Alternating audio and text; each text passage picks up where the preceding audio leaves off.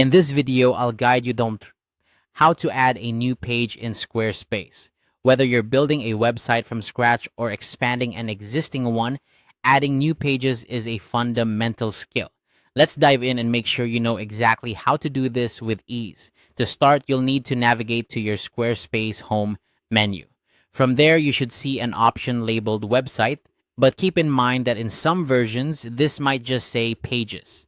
Click on that, and it will take you to a screen where you can manage the pages of your site. Here's where you determine the placement of your new page, and there are two main sections you should be aware of.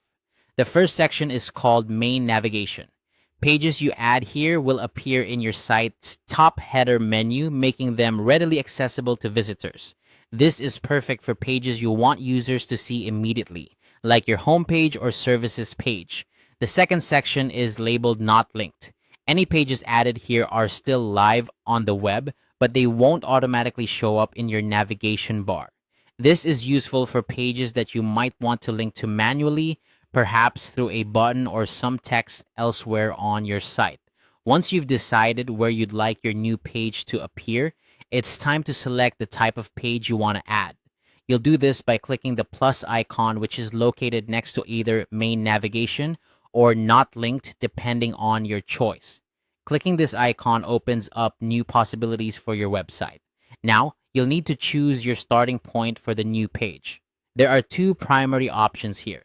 The first is the blank page. Selecting this gives you a completely empty canvas to work with, utilizing Squarespace's Fluid Engine blocks. This is ideal if you have a specific design in mind and want full control over every detail. The second option is page layouts. These are pre-designed templates for common pages like About, Contact, or Services.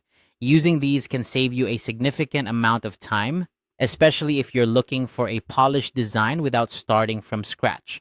After selecting your page type, it's time to set a title for your new page. This is an important step because the title often appears in the browser tab and can impact search engine optimization. Once you've decided on an appropriate title, you'll want to save your work. And there you have it. You've successfully added a new page in Squarespace. Remember, the placement and type of page you choose can greatly impact how visitors interact with your site. So take some time to consider what best suits your needs.